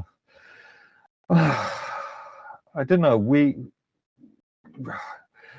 let's just say we are living in interesting times. And something else that's related to both the US and the UK is sure, Donald Trump, the Republicans are coming into power, but also Elon Musk is also going to be serving on that word. Suppose so.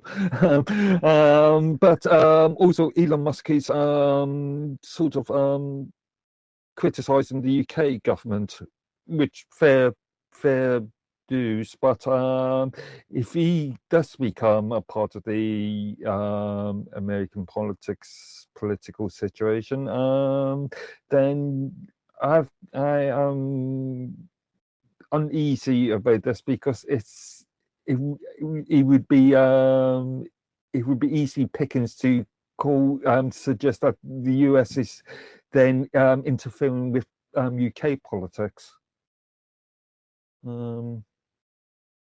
Yeah, well, I don't know. Maybe Roger's got something. I think it's a mix of both. I think that pretty much both governments have been hijacked, and I've been looking at a lot of the politics that are taking place. Like you have, in like New Zealand, I keep pointing that out, and Germany, like you said, you brought that up to me, and I didn't realize that they had a vote of non-confidence because I knew England and your country both have that issue going on, right?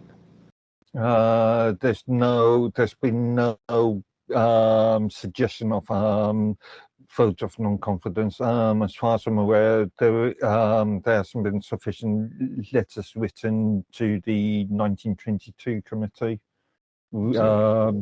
Yeah, in this country, there's a committee called the 1922 committee, which politicians, for both front benchers and back benchers, can write to, and based on a percentage of, I think it's something like 50% of the, if they get 50, if the 1922 committee gets something like 50% of complaints, then no confidence votes can be held. Okay, but you said Germany had no confidence, and then there was another country, and then France. Yeah, France. And New Zealand, we were talking about them. They don't even have a sitting parliament right now because nobody was able to take the seats. That would be like here in the United States if the Congress was so close that they couldn't have the Republicans being the head of the House or the head of the Senate, you know. But that would, but we would still have a government. That's the weird part. And you guys, they have it to where they have to go back to the former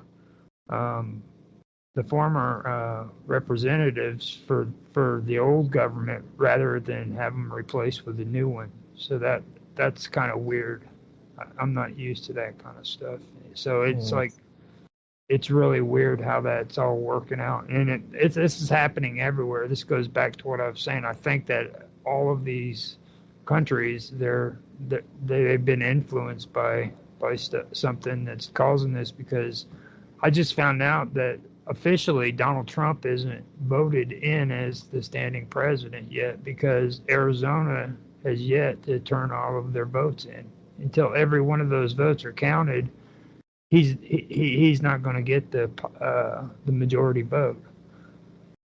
He has to make it over a certain percentage, and he hasn't made it yet. He just has more votes at the moment. I just found that out within the last week. There's a question about Northern Ireland actually at this present moment. I'm just trying to remember. power share. There wasn't a executive in Northern Ireland for 2 years, if I remember rightly, and at the moment, the UK or British Parliament has sort of ignored Northern Ireland, and whereas the EU is rubbing their hands in glee, especially when it comes to things like import tariffs and stuff. So yeah, there is a question about a potential question about Northern Ireland's sovereignty for next year or so. It's crazy. So, I mean, that's my take on it. I think that it's not really a choice between England and the United States. I think it's all of these governments, and you can even see the same shit happening in Canada, which. Well, something else I pointed out to you a couple of weeks ago. To go back to a yes minister joke, a lot of governments come and go.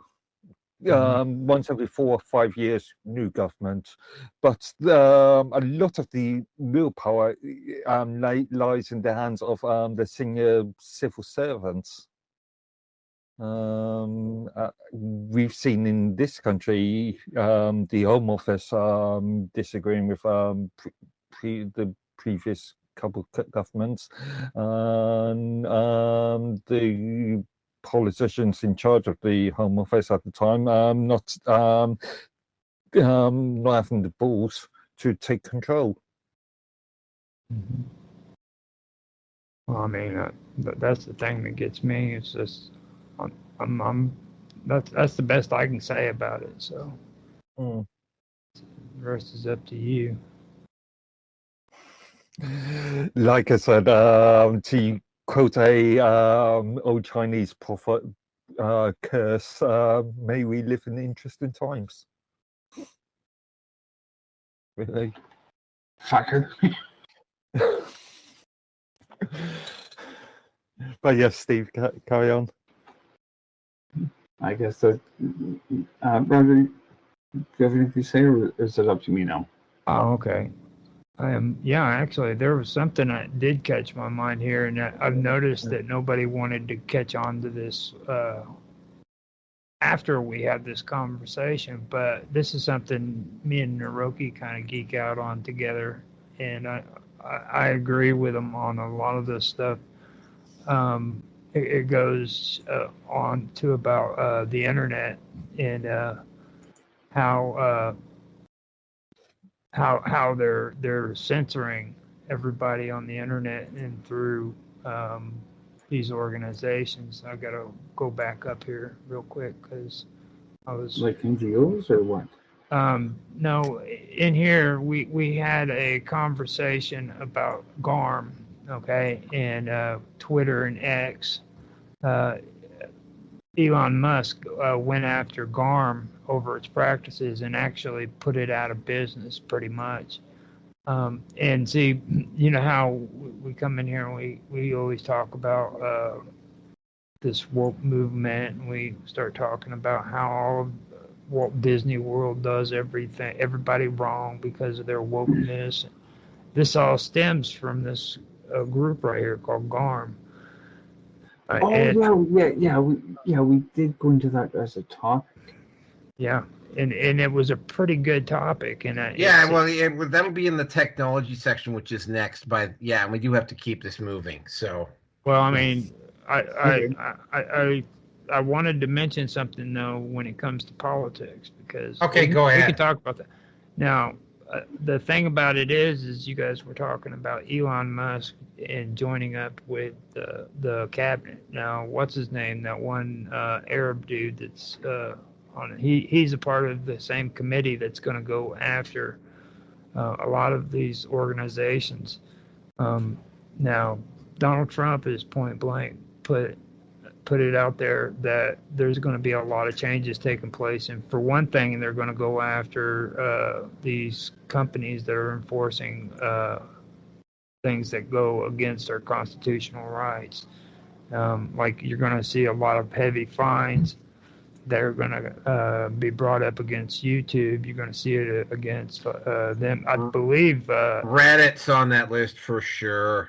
Yeah, you're going to see all of that, and the reason why is because they are putting strict they're putting strict censorship on their platforms because of the World Health Organization's supposed suggestions. Okay, and according to our Constitution, we can't enforce a law that is not within the United States voted on by American citizens. Okay, so what? And like right now, I believe TikTok's on their way out. If they haven't sold ownership, their time up in the United States is up too.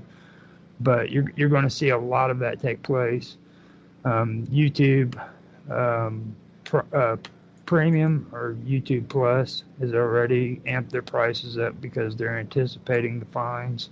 You're going to see prices on Netflix and all of these other companies going up as well. I believe Netflix actually did raise their price pretty high here in the last month or so. But sorry, Roger. I have to question. Reddit's a Irish company. It's headquartered in Ireland, and all these companies are multinational companies. They won't be here in the United States. Yeah, I'm thinking because of legislation such as the UK's online arms bill, or online arms act now, the one that's just going through Australia at the moment. I'm wondering, even though it's going to impede on their tax operations, would a lot of these companies just walk out of the US? Remove all their offices from the US?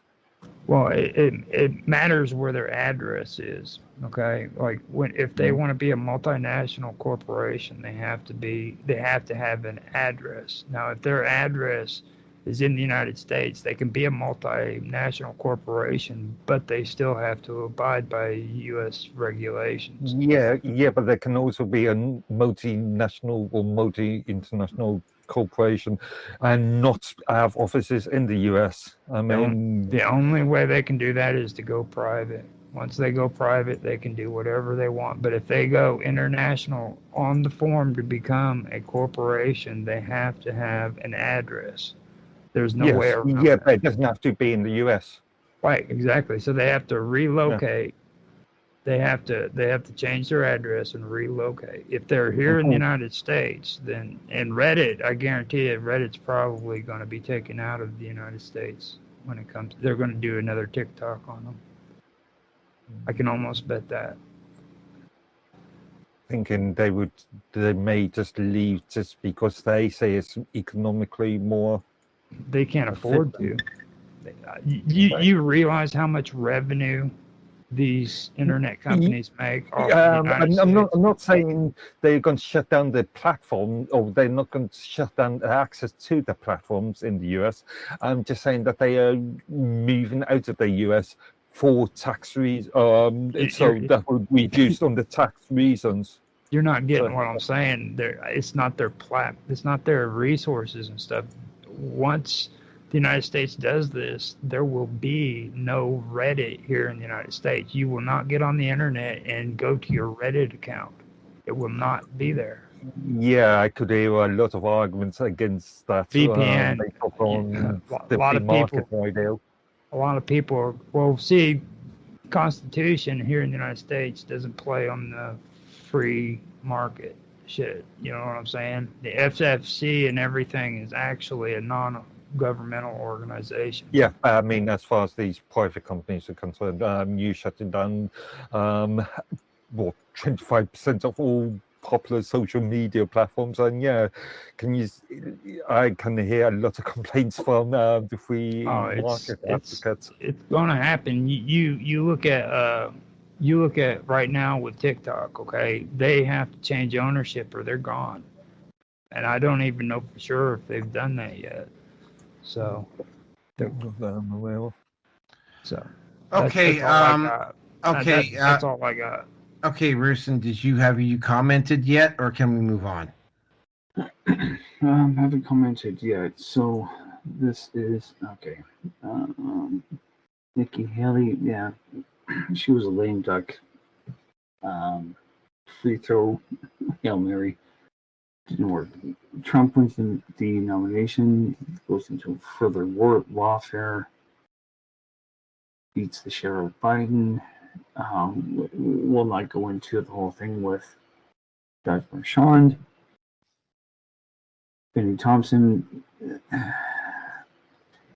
If you're going to propose that bill, then you're going to open up your government to whoever you don't want to be around, and you will legally be responsible for that.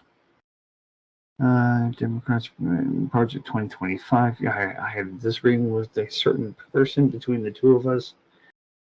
Done. Doesn't matter. Biden steps down. Yeah, but the guy was incompetent. But I don't think that.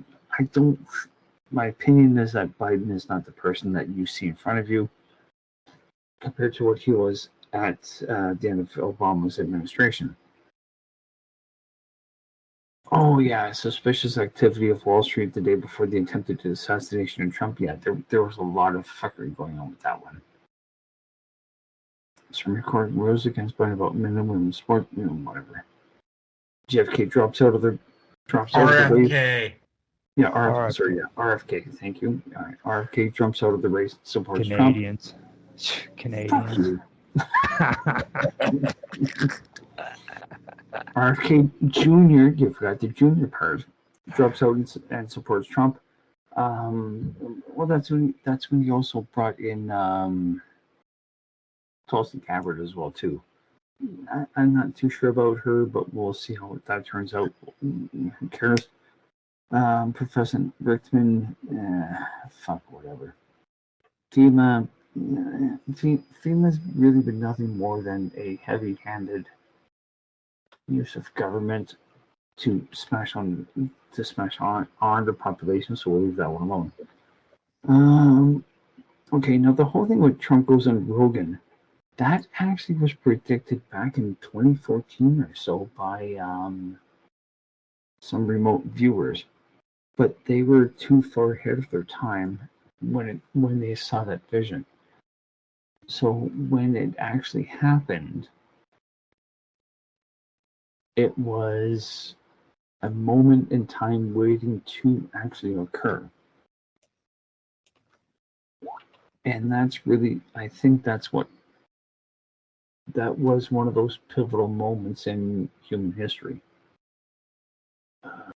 Now, how far you want to go back and try to interpret history, because history is written by the winners, not by the losers. So believe that one alone. Trump cabinet appointments making waves. Yeah, well, what doesn't? Okay, so I looked into this very quickly while I was waiting for my turn for the 14th Amendment. And where the hell was it again here? I think it's section 4.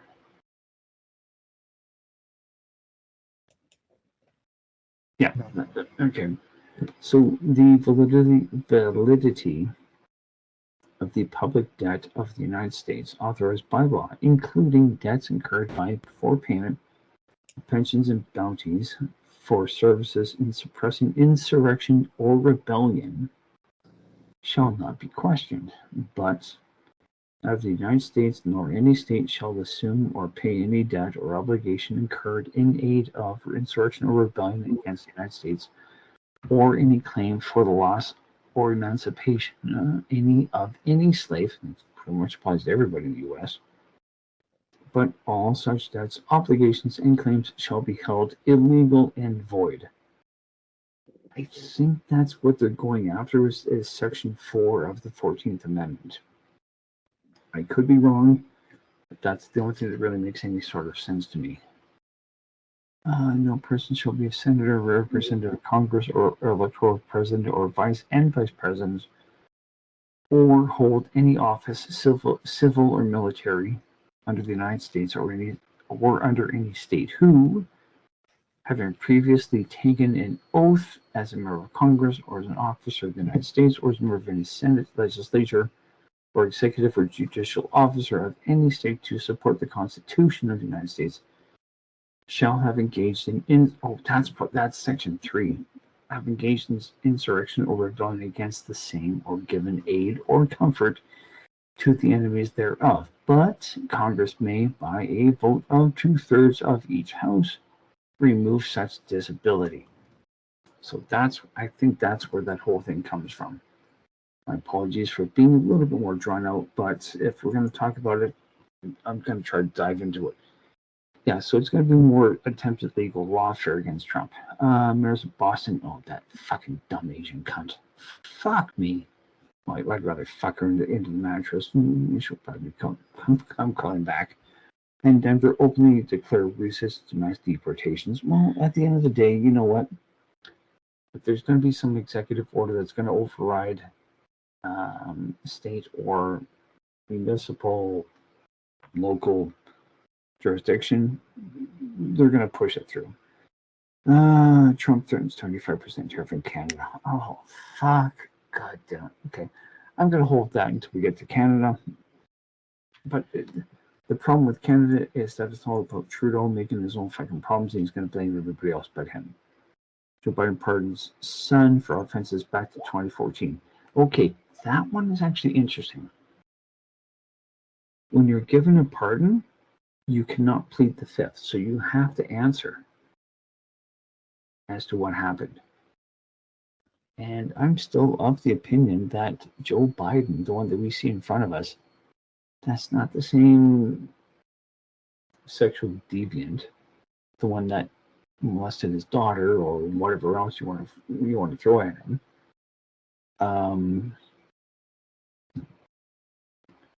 The rumor on the street is that Hunter has wanted to basically call out his dad for being the corrupt asshole that he is. So time will tell. I'll leave it at that. Just one point. I'm just curious. Biden's convictions. How many convictions has he actually had, and how many possible convictions? I have no idea. Hunter Biden? I think he has 2. Because I'm just wondering, can a pardon be retrospective? I mean, if he's convicted tomorrow, does that existing pardon cover that? Well, with what Naroki put in the point of the topic, Hunter Biden is pardoned back up to, or retroactively, he is pardoned up to from 2014. That's only the crimes that he's been proven to have committed or has been convicted of. Basically, then to now. Okay, he's been convicted of 3 felony tax charges, felony tax offenses, and 6 misdemeanor tax offenses. So Sorry, my point is, if he gets convicted tomorrow on another, that doesn't happen. This is a one-time deal. Like after this is his final chance. If he screws it up again, it's done. He gets charged on that. It's brand new. Okay, and they have to be specific on the felonies too. They can't just say that you get this general pardon from all offenses. They have to say you get a pardon because of this crime, this crime, this crime. So they're going to have to put out at least nine pardons for him. Well, I'm of the opinion that he's been given a general pardon. That doesn't exist. It's like if I turn around and I committed a murder and then I went and got pardoned for tax evasion, then freaking that's like saying I could get just a free walk on every crime I've ever committed because Okay, all right. I'll take your argument. I'm going to kind of work it backwards. He's been basically pardoned for anything he may have done, going as far back as 2014 up until the moment of the pardon. Do they have And I specifics? thought it was only pardoned upon on actual convictions. So not Honestly- what he may have done. no, fair enough. I mean, at this point, it's probably safe to say it's fairly nebulous and tenuous as to what that does or does not apply to. But basically, at the end of the day, there's a two-tier level of justice. There is the people that are related to those that are high up within the echelons of power, and there's the rest of us fucking plebs. And we have to fend for ourselves. But clearly, this has been promoted for the haves versus the have-nots, and we are part of the have-nots. And I think that's about the best way to sum that up. So we'll see, but if the rumors I've heard are to be believed or to be true, Hunter has wanted to turn his father in for a long time, but he can't because of where he worked himself into the vice presidency, and you can't really get any more higher than that. So I don't know. We'll see. I have anything to say. That fake EI of Nikki Haley, whoever that fat bitch is, good God. Nikki Haley doesn't. Well, Nikki Haley is just like Kamala Harris. She doesn't know what her heritage is when it's until it's inconvenient. I'll leave it at that. Okay, I've got the information on what he's been charged with. He actually had a 2 criminal charges that he had to be brought up on, and he's being pardoned for those.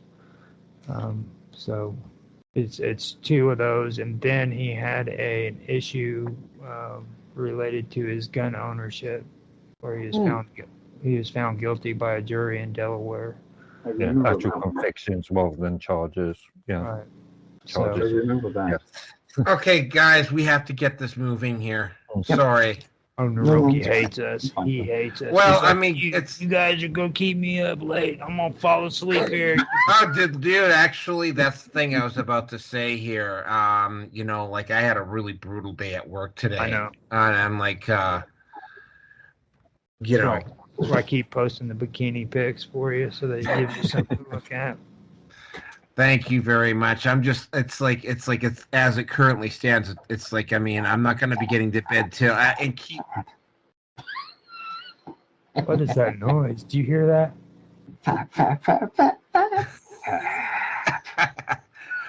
No, it's like, I mean, even after we're done, if we go another 2, because it's like we're halfway through and we're 2 hours in. Okay, let's move on.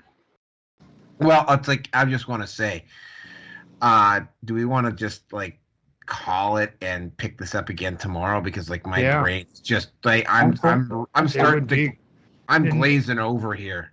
And it's like I said last night when we were in that conversation, dude, you've got a lot of good information here. This is something that you really don't want to waste on one straight episode. I mean, I would, because like you're talking about a lot of good stuff here. Yeah, I mean, it's nothing. Rearson, go ahead. I was going to say we'll do it tomorrow. I'm going to cut it out, so I don't have anything more to say. So I'm. Yeah. So yeah, it's nothing. It's nothing personal here, but we got to end this tonight because it's like we'll pick this up. We'll pick this up at 9:30 tomorrow, and keep in mind I go back into town on the 1st, so we can do this show, and then I put the gear away and I get ready for going back home tomorrow. So yeah, we'll pick this up tomorrow because as it currently stands at the pace we're going, it's going to be 2:30 before we're done. And keep in mind, I still have a couple of things I got to take care of once the show is done. Yep. Enough, yeah. So yeah, so coming up to map 7 there. Yep. So yeah, we will pick up parts 4, 5, and 6, and it will probably. And again, we'll have to have it 418. Will be 4, 5, and 6. Sorry, Mark. Nothing. If you can't make it tomorrow, that's all good. But it's like, yeah. I should be able to. I've got nothing planned. And keep in mind, I will also be starting earlier because I won't have. I don't know what the hell it was, but I tried to pay a fairly large bill tonight, and it just like I had to go through like 5 different sets of hoops to get to register to get back on my email account to access the Talus in order to pay these assholes, and it was just aggravating as fuck, And then of course it was like I got laundry sitting in the dryer right now, and I like I say, one of the reasons we started so late is because like even after all that, I still have to go have a shower. So yeah, we'll pick this up. Yeah, we'll take care of this. We'll take care of all of this tomorrow. But that is it for tonight. Nothing worse than a Canadian that stinks, dude. Nothing. Exactly. Anyway, guys. Yeah, we'll talk tomorrow. Have a good night, folks. We'll see you. We'll see you. It'll probably be a whole lot earlier too. So we'll.